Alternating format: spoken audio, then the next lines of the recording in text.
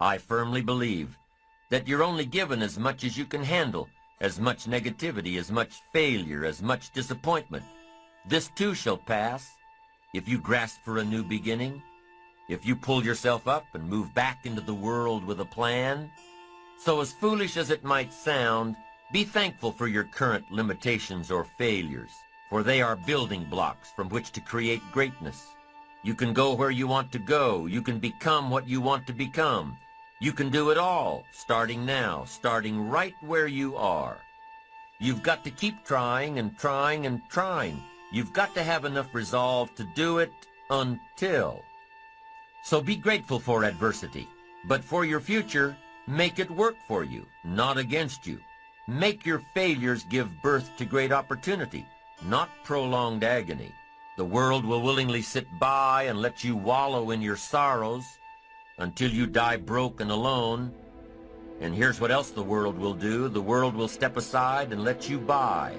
Once you decide that your present situation is only temporary, once you decide to get back on your feet and make your mark.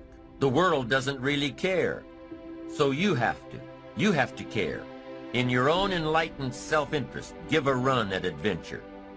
Keep your eyes firmly on the achievement, on your ambition, and not merely existence and self-pity.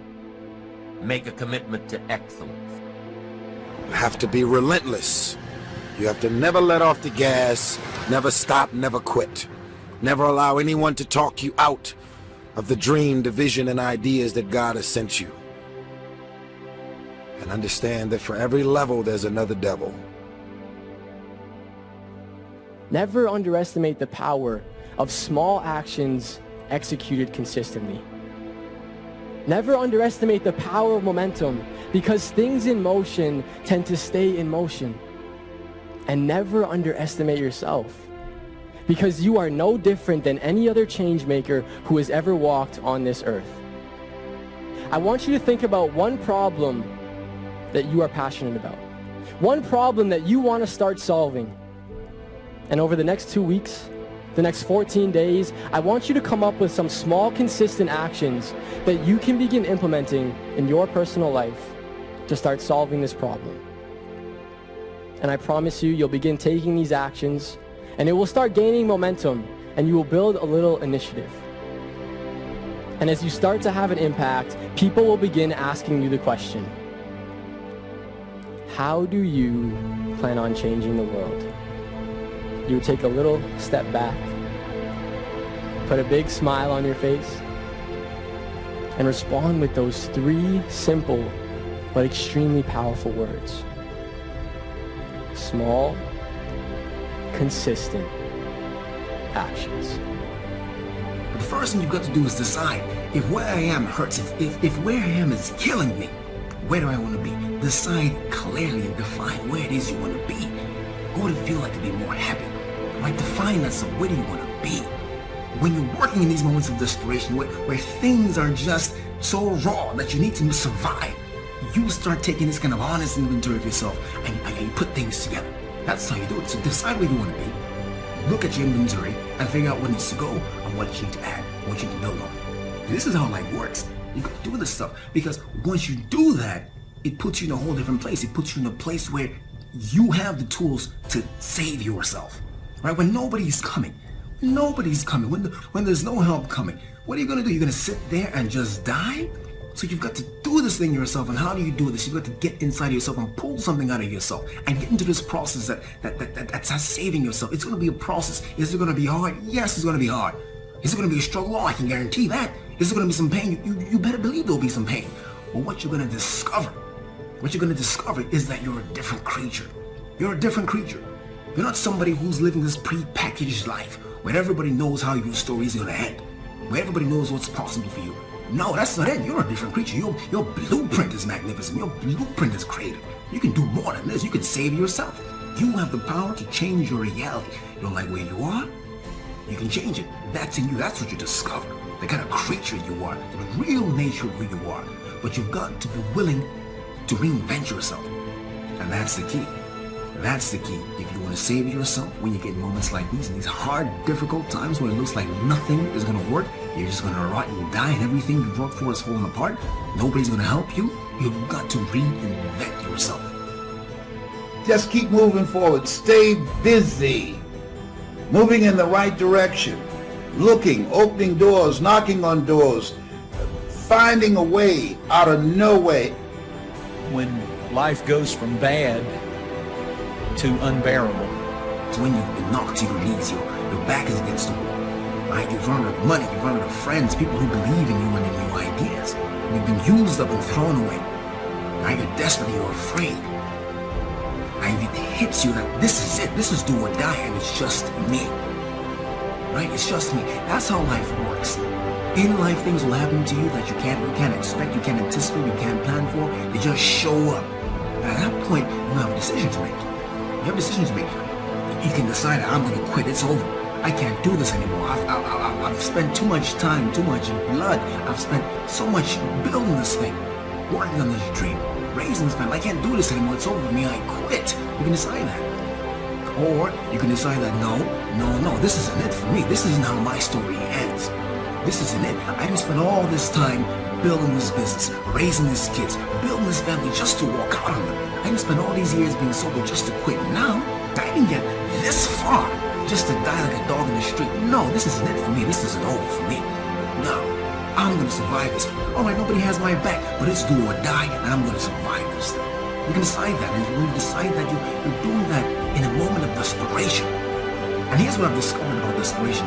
In desperation, you discover truth. Truth. Because the walls fall down. All that stuff falls apart. And all that's left is truth, because you've got to get out of here. No time for games, no more excuses. A lot of people give up. They surrender. They run with their tails between their legs. It's a God-ordained opportunity. There are opportunities here. In the midst of crises, 3 types of people are going to come out of this. Millionaires, billionaires, and witnesses. People who stood around and watched. You have something special. You have greatness in you.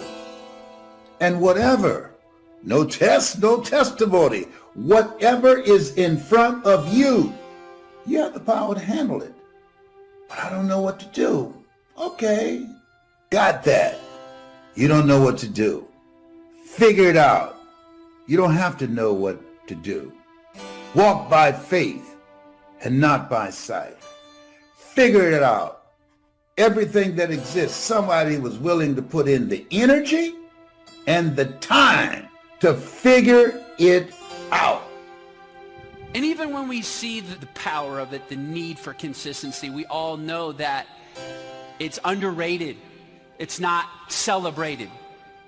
We can flip through Instagram and we can flip through social media and celebrate when someone loses. It's easy to celebrate when someone loses 50 pounds in 2 weeks, and we celebrate it and it's awesome, and I think we should.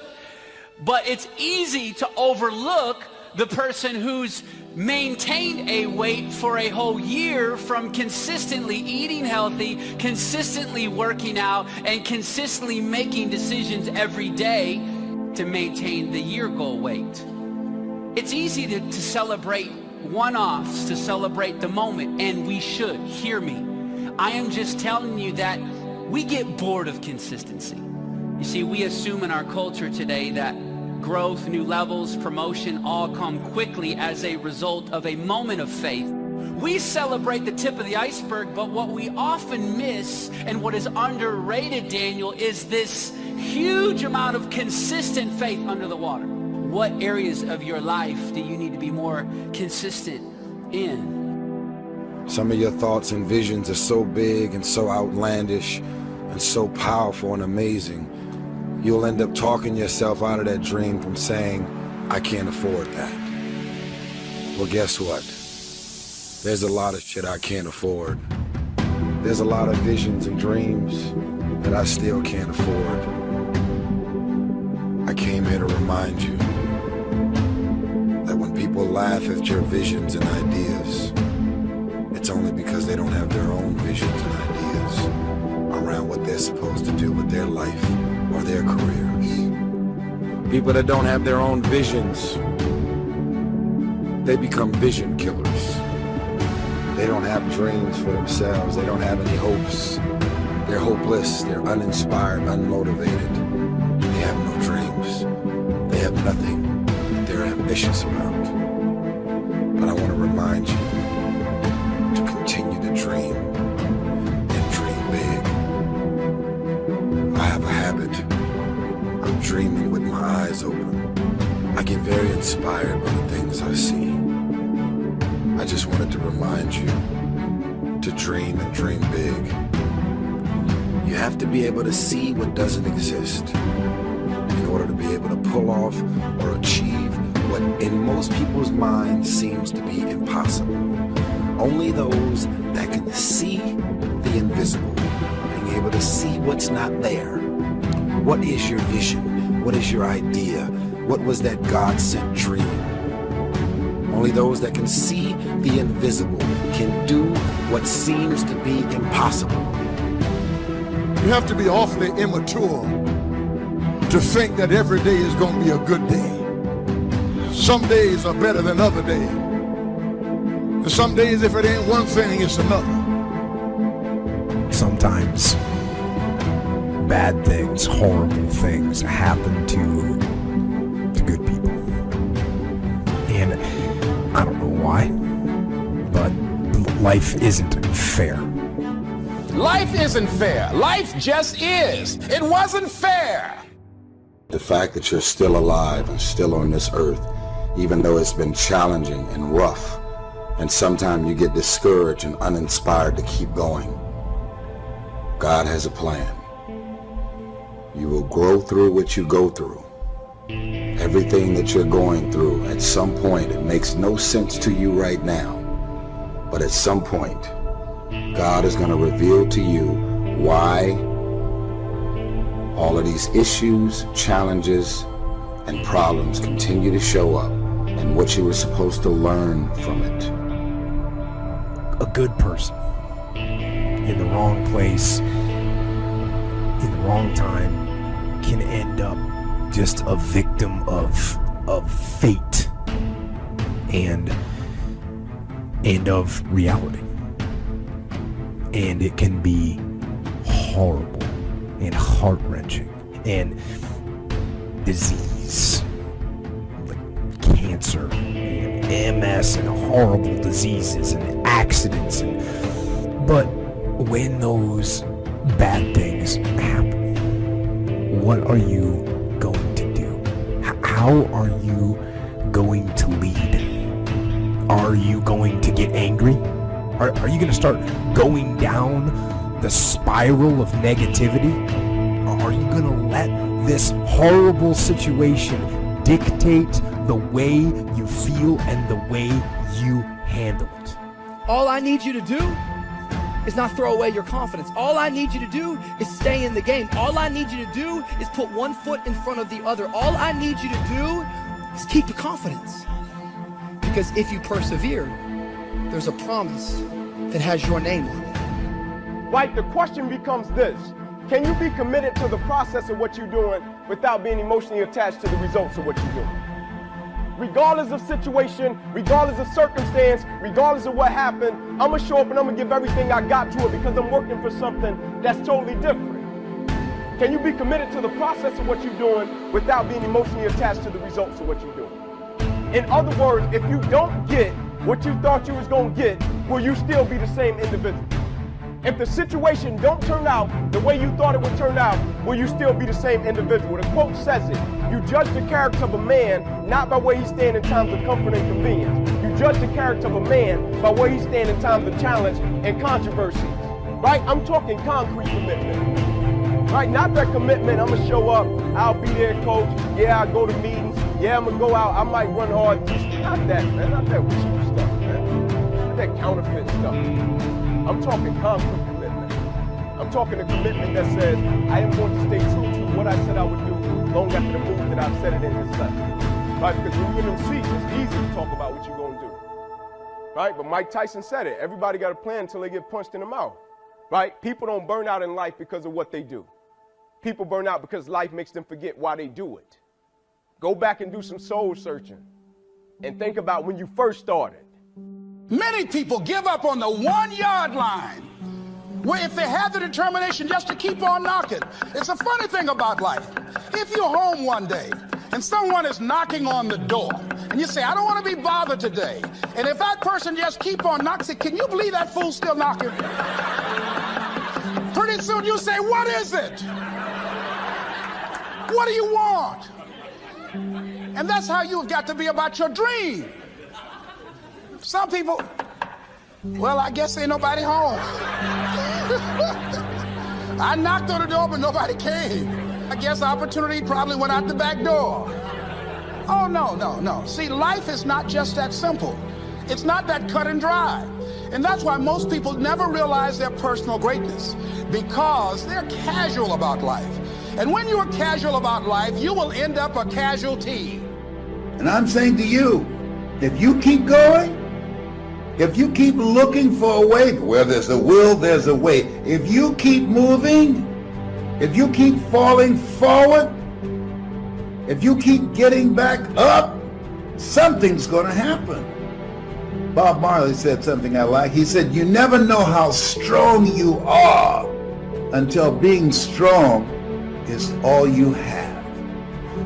You never know how strong you are until being strong is all you have. It's your only option. And you'll discover, if you don't panic, if you don't run, you'll discover you are stronger than you give yourself credit for being. Don't surrender. Don't give in. Step up to the challenge. Be the one that other people look to.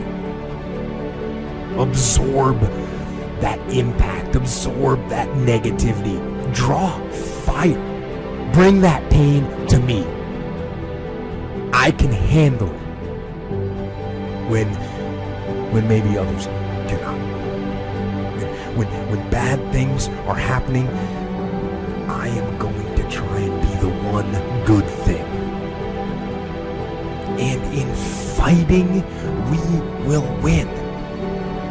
And if not the battle, and if not the war, we will win because our spirit, it will never surrender. And that is the ultimate victory. To hold your head high, and even in the face of inescapable defeat, to stand and to fight. That is to win. Dreams without goals remain dreams, just dreams, and ultimately fuel disappointment. Dreams without goals, yearly goals, life goals, monthly goals, hourly goals, minute by minute goals.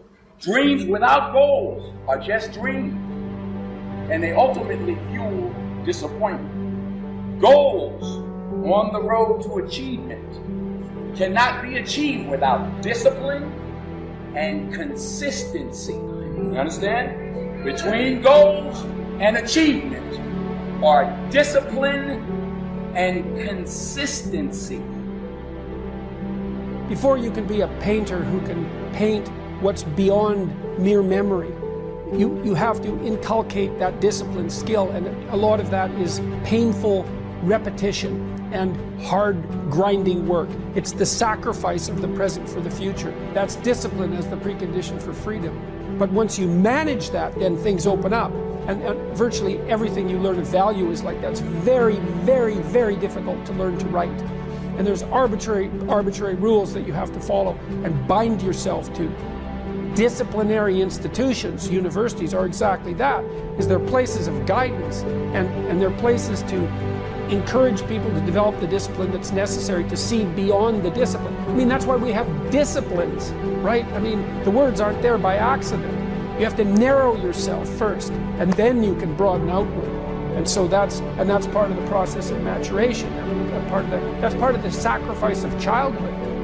What we have to understand about developing ourselves and getting better is that it doesn't take brilliance, and it doesn't take a lot of time, and it doesn't even take a lot of effort, but it must be intentional. The fact that you don't get better automatically, you only get better because you intentionally make a decision to get better. To develop yourself, you've got to get out of the intending world and get into the doing world. So if you want to develop yourself and you want to get better, just act on what you've already expressed that you want to do.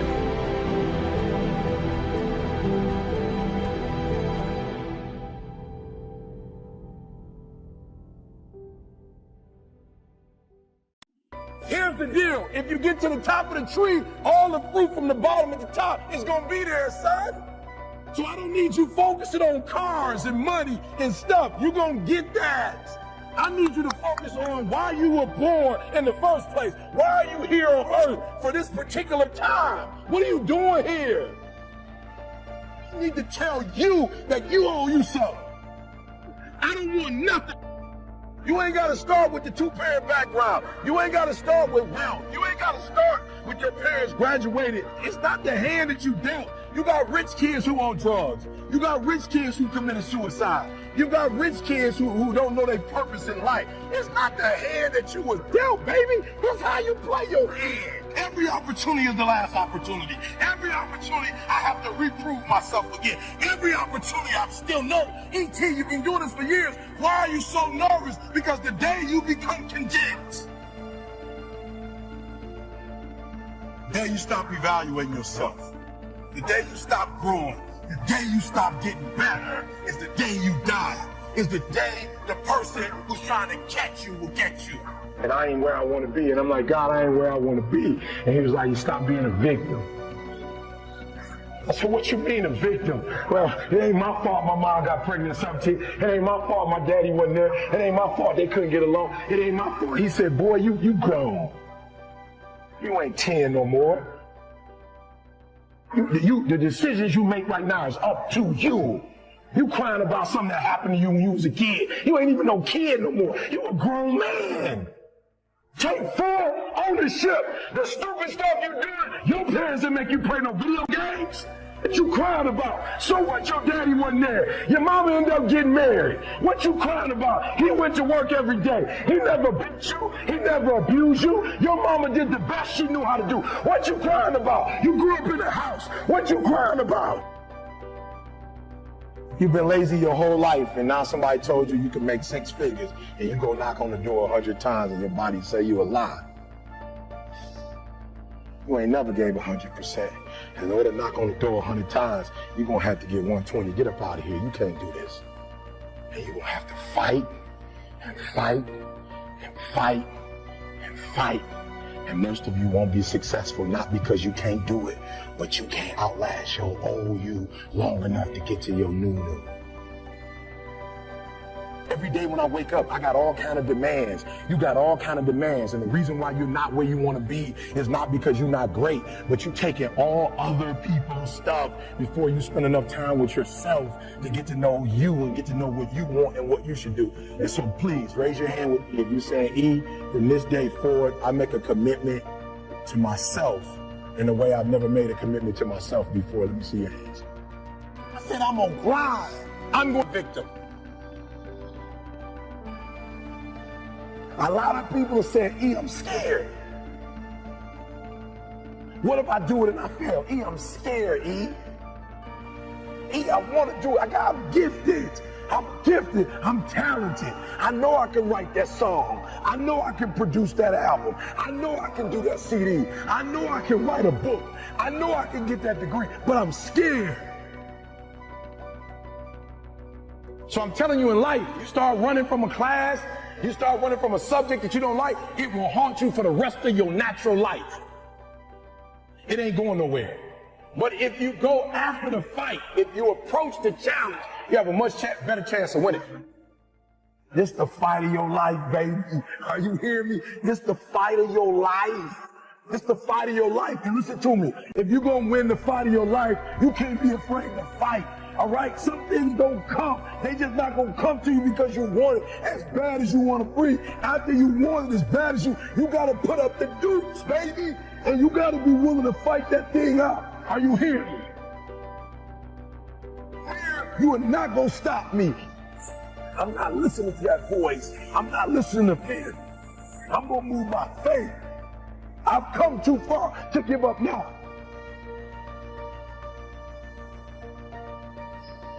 You got greatness all inside of you. You got greatness all inside of you. But your problem is you a scaredy cat. You soft. And every time it get hard, you quit and you give up. And I'm telling you, if you would be willing to fight your way through it, if you would be willing to fight your way through this battle, fight your way through cancer, fight your way through that academic struggle, fight your way through divorce, fight your way through it. If you are willing to fight your way through that singing career, fight your way through boxing, fight your way through football. If it was easy, everybody would do it. Fight your way through it. You gotta fight the fear, because guess what? Fear is bigger than you. There's greatness in you. Are you hearing me? There's greatness in you. And you mean to tell me you're never going to reach your full potential? You mean to tell me you're never going to be what you've been called to be? That you're not going to do what you've been called to do because you are afraid? Listen to me. The boogeyman ain't real. That's why I need you to understand that you can have it. For real, you can have it. But it's going to be a fight. And if you're willing to put up the fight, I'm telling you, at the end of the fight is going to come victory.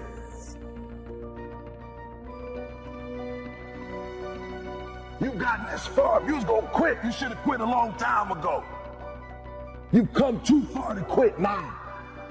You need to get a reward for it. That's why I'm trying to tell you, never stop, never give up, never give in.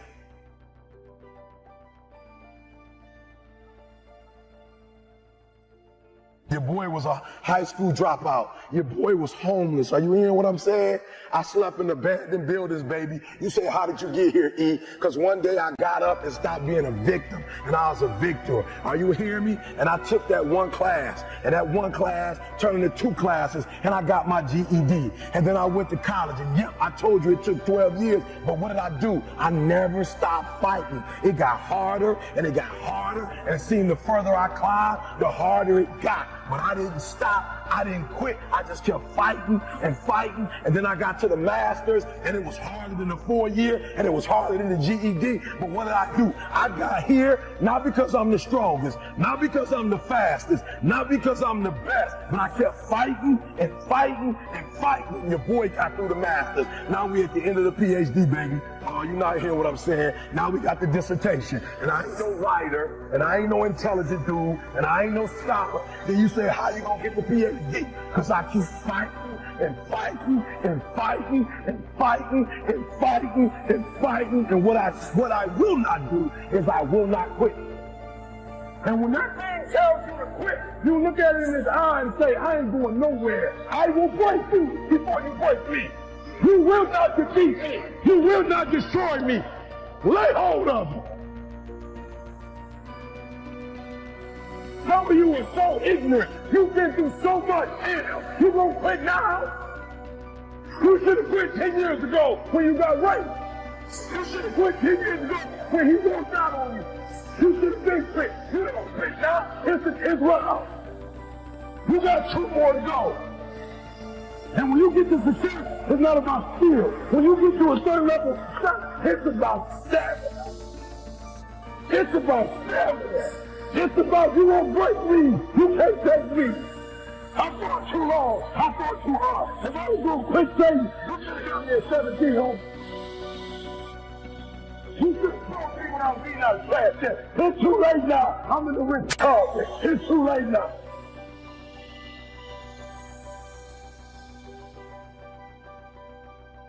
I keep fighting and fighting and fighting and fighting. It's too late. I got people's lives out there. It's too late. He should have broke me a long time ago. I'm unbreakable now.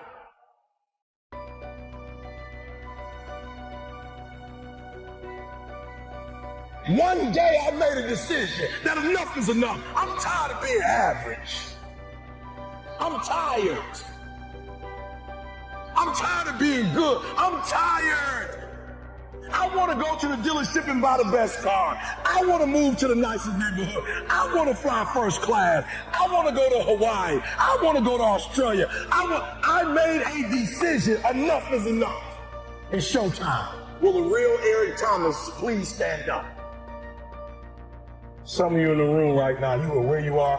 You're giving 60% when you have 120 in you. Why? Because you never made a decision. There those of you in this room, you're already there. Your problem is this is stuff you don't want to give up. You're talented. You just don't want to give up sleep. Listen to me, pound for pound, any agent in the room, pound for pound, motivational speaker, pound for pound, entrepreneur, pound for pound, athlete, pound for pound, weightlifter, pound for pound, whatever you do, I guarantee you when you do it, nobody can do it like you do it. The problem is you don't hardly do it. You love sleep too much. You love that alcohol too much. You love that substance too much. You love that vice too much. There's something that you love more than yourself, than your dream, than your goals. Watch what happens when you have a goal that only has 2 reasons. See how long that lasts. Watch a goal that has 50 reasons and see how. Somebody called me the other day on an interview, something like this. E.T., what do you feel like on the days that you don't feel like? Ask the question again, please. Well, what do you do on the days that you don't feel like? So I'm gonna be honest with you, I'm way past that. Every day I feel like. Every day I feel like eating. Every day I feel like giving my wife the best life. Every day I feel like driving in a nice car. Every day I feel like flying first class. Every single day of my life, I feel like giving 100%. Every single day. Somebody said yesterday, E.T., you gave 120. What you gonna do tomorrow? I said, I don't know. Did 140. I don't know, but I don't have days where I don't feel like it. Why? Because I'm counting on me. My wife's counting on me. I don't have days to waste. No more 50%, no more. No more 70%, no more. I want us at 85 God.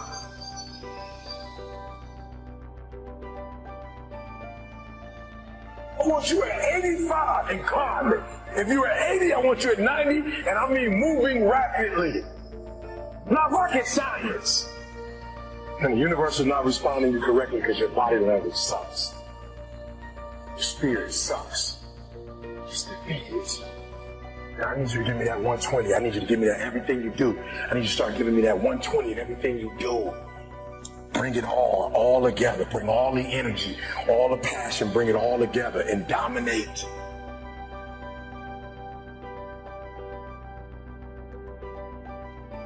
But I got an opportunity to make a dream become a reality. When you want to succeed as bad as you want to breathe, then you'll be successful. You have to give it everything you got. No more TV, no more parties, no more playing. If you don't have a 4.0, what you need to be doing is studying. Get off the phone. Sorry, I'm not available until the end of this year. No, I'm for real. You reached the right number, but you called me at the wrong time. Call me back January 1st. I'm about to get busy now. Stop being this high school dropout. Stop giving up. Stop sleeping on the street. Stop walking up and down Fecal Avenue like you ain't got nothing, and get your GED. Stop being afraid to take a test. I gotta commit my very being to this thing. I gotta breathe it. I gotta eat it. I gotta sleep it. And until you get there, you'll never be successful in life. But once you get there, I guarantee you, the world is yours. So work hard, and you can have whatever it is you want. And when I went to college, guys were way smarter than me. 4.0s, 3.0, they went to the Ivy League high schools, came to Oakwood from these great high schools. Most of them are not doing what I'm doing. Why? Because it's not about where you come from. It's about hearts. You come to a place where, being smart ain't enough. You gotta have hearts. Don't go to sleep until you succeed. A lot of us are more adamant about the ideology of our beliefs than we are about our real beliefs. You feel what I'm saying? Like a lot of us care more about like the idea of the dream or the idea of our philosophy, but we're not really doing what you feel me? But if you think I'm doing it, I feel better about the fact that you think I'm doing this than I'm really doing it behind closed doors. You feel me? So it's almost like this generation, you know, and I'm sure it's not just this generation, I apologize, but in generations, there are people who would prefer to look rich than really be rich. I'm telling you, you need to grow because you still holding on to everything and you don't understand the reason why you holding on to everything is because of your insecurities. You feel me? Like you this the third year you said you was gonna do certain things and you haven't done them. And all of us are brilliant. So there's no reason that you that brilliant and it's taking you 3 years. Matter of fact, it ain't taking you 3 years. You still haven't got it yet. You're still piecemealing. And why are you piecemealing it? Because you're not dealing with a realer issue. The realer issue is you want control. You're insecure. You feel that by helping other people, it's going to diminish you for some reason. That's not the truth.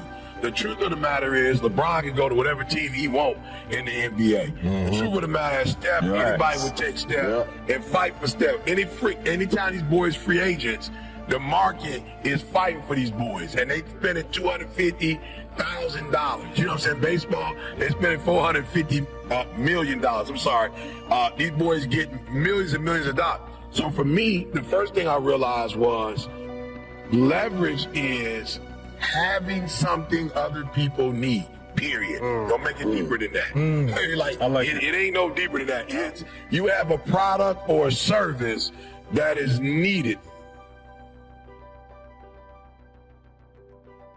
Now, I'd even say needed by the masses. I was talking to TJ today. You know, he's doing a phenomenal job in terms of he's grown as a speaker. So now I can give him opportunities. And he was like, yeah, I had a video that went up 9,000. Got 9,000 views. I said, do me a favor. This is not 2008 where views mean something. Okay, why am I saying that? Because people could pay for stuff. When we first started doing it, if you had 100,000 people following you, it was really 100,000 people following you. Now, it's the robot, it's the ads. Bro, you can pay to get 9,000 people to see your stuff. So I was like, TJ, that's not what you want. You want to add value. He's like, what does that mean? I was like, just because 9,000 people watched it, it don't mean you added value to 9,000 people. It's just telling you that the numbers said, I said, here's what I need you to do. I need you to make sure that the football coach is watching that joke and going, I need to hire you. That's a different mindset. I need your speech to go up there and every football coach in the country go, we can't afford E.T., we can't afford Inky Johnson. We need to get TJ. How much he costs? So that's number one. It is having a product or a service that's super valuable. I didn't read a book. I didn't get this from a book. I didn't get this from a conference. This is literally from being homeless. This is literally from sleeping in abandoned buildings. This is literally from dropping out of high school and eventually going back to high school and finishing college. Like, this is trial and error, and everything I'm going to share with you is lived. Nothing read, no conferences, from the bottom to the top. And what I'm hoping to accomplish when I leave, if somebody has not really gotten started with the rest of your life, you're like, E.T., I'm walking out of here next level, right? And then there's another group, you kind of got started, but like you're playing with it. Like, you're not putting forth 120%, you're not all in. And then for another group, you're doing great, but you're comparing yourself to other people, and I want to push you to be phenomenal, all right? So I'm going to say it again. All right, I'm going to say it again. You got to catch this. That there's one group, and I need you to know who you are. I need you to identify yourself. You're saying, I've got dreams, I have goals, there are things that I want to accomplish, I'm not satisfied. Like, I don't sleep well at night. Like E.T., I dream at E.T., I wanted E.T., I look around at other people who are living a certain way, who are driving a certain way, who are experiencing a lot. In E.T., I want that, and I've robbed myself. I have not been true to myself. I've not done the things I need to do. And there's another group, E.T., I got started, but I stopped and start. I stopped and start. I stopped and start. And those two groups specifically, I want to speak to you and help you to get to a different level. So you got to do me a favor, all right? You got to do me a favor. There's somebody in the room. I just need you to think about it for 1 minute. I want you to think about that thing or those things that you're saying, E.T., there's some things that I have to get done. I have to get done the rest of August. I have to get done the rest of September. I have to get done in October. I have to get done in November. I have to get done before December. When the new year comes, there's some things I have to do. So if you're in the room and there's some goals that you've not accomplished yet, you've not obtained yet, there's some things that you still need to get done. You are at a place of desperation and you say, E.T., I have to make this happen. I want you to raise your hand. Let me tell you something. If you get to that point, where you do exactly what you say you're going to do, you're going to get to the next level. All right, so let's get started. E.T. is saying, and it's E.T., I'm being honest. The PhD was the only thing. And so every day, 3 o'clock in the morning, I spent an hour praying. I spent an hour working out. And then from that point, for about 4 or 5 hours, I just wrote. And now I'm seeing over 100 and some pages. I've probably got another good 100 to go, and we're finished with this process. So what is it? What is that one thing that you're saying that I am going to get this thing done, and I'm going to make my dreams become a reality? Now, if E.T. can do it, anybody can do it. They looked at the most successful men and women of the world, and they found that they had like 7, 8 things in common. And one of the things they all had in common was a routine. They are obsessed with their routine. They don't have a gap of wasted time in their routine. You know, I realized the reason why I'm so successful and the reason why I don't get in trouble like I used to when I was younger is because when I was younger, man, my schedule had so many gaps in it. The devil had like, okay, he might pray at 6, but my man is watching, he playing video games by 8:30. It's not that I'm sweeter than nobody. The devil can't get to me because all my time is taken up. And by the time he get to me, I'm asleep. I'm too asleep to see it. I'm just being real. 8:30, he like, Eric, you should. I'm like, bro, I'm tired. Come back to me tomorrow. You know what I'm saying? Like, tempt me tomorrow, bro. I'm about to go to sleep. I'm good. Look, my body said, all you got to do is put your shoes on. That's the hardest thing you got to do. Just put your shoes on and I'll do the rest. I can't put your shoes on for you, but put your shoes on and then just go. And I just went and I was walking for the 11 incline boy, and I was just walking for an hour, and I was just like, you know what, it's almost an hour. I don't feel like running.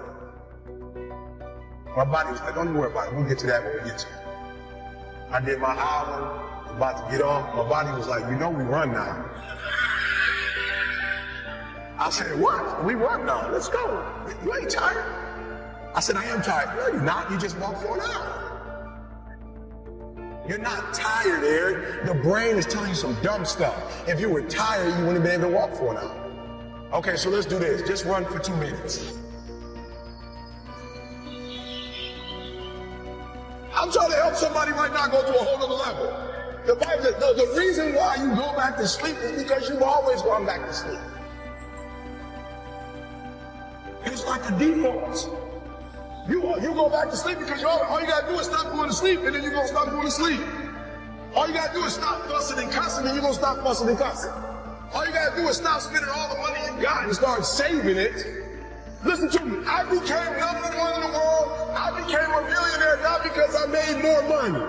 I became a millionaire because they told me millionaires only live off of 30% of their income. I want to make it plain for you. I became a millionaire because I did what millionaires did. I stopped living off 100%. I paid my tithe, and then I was like, all right, E, you only got 20% left. Put the rest up.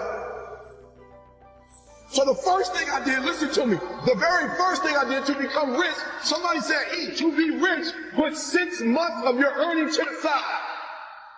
So I was like, all right, man, that's what the rich told me to do. So I put 6 months to the side. How long did it take? I don't remember, but I put it to the side.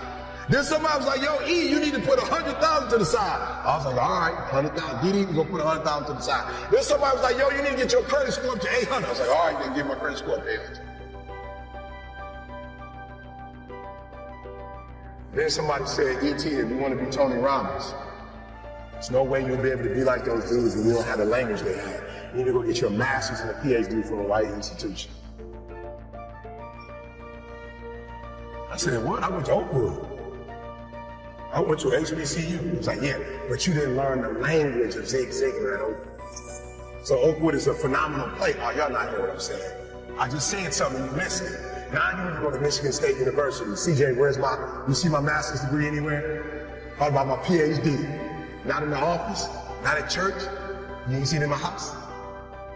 I didn't go to Michigan State to get a PhD. I went to Michigan State to learn the majority language. Listen to me very closely. When you graduate and you get a job, if you want to get paid, you never say no. You never say it can't get done. Don't you ever say out your mouth it can't get done. Even if you feel in your heart it can't get done, you don't say it out loud. You let the grown folks say that. You let the folks they fire first say that. You always say it can get done. Even if you don't think it can get done, just say it and try to make up something. Last time I put on a dress shirt and button it up, I just feel, and I hear people say all the time, man, you look like you dressed for success. I'm like, is putting on a shirt and a tie dressed for success? I'm dressed for success. I'm getting paid. I'm dressed for success. I'm not dressed like he dressed, but I'm dressed the way I feel comfortable. I feel good being me. I feel good not to have to like, not only can I say no, I don't have to explain why I said it no more. It feels good being me. Because guess what? I can never be sweet being you. The majority of you are poor because you read poor stuff. You watch poor stuff. Bro, you just scrolling through like you ain't got a life. Bro, some of y'all on Instagram, you're on there for 30 minutes. If I ask you what you saw, you don't even know. You just scrolling through. Rich people don't waste time. They realize it's their most important commodity. They don't watch a lot of TV. They don't do a lot of entertainment. If they're not working, they're studying their craft and get better at their craft. So I need you to stop having the poverty mindset. So when I quit my job to be an entrepreneur, my mom was like, whoa, what are you doing? I was like, I'm quit. My mom was like, don't you dare quit. You're going to embarrass me. You got a wife and kids. Does YouTube have insurance? Does YouTube have a 401k? And I was like, yo, mom, I ain't trying to be funny and I ain't trying to be disrespectful. I love you. But you can't teach me how to be a millionaire because you're not. You come from the working class, and I'm not mad at you, huh? We wouldn't be where we are without you. But you told me that every generation is supposed to get better. So I'll take your values, but I won't take your work ethic. Because rich people don't work, they think. Poor people go, clock in, I make this much an hour. Rich people go, I put them to work, and I make this much an hour. See, what happens is you're working for you and your family one, they got 40 of you working at one time. So they're giving you 20%, and then they keeping the 80% off of 15,000 people. So what you have to decide is, are you gonna keep being the 99% or are you ready to be partly 1%?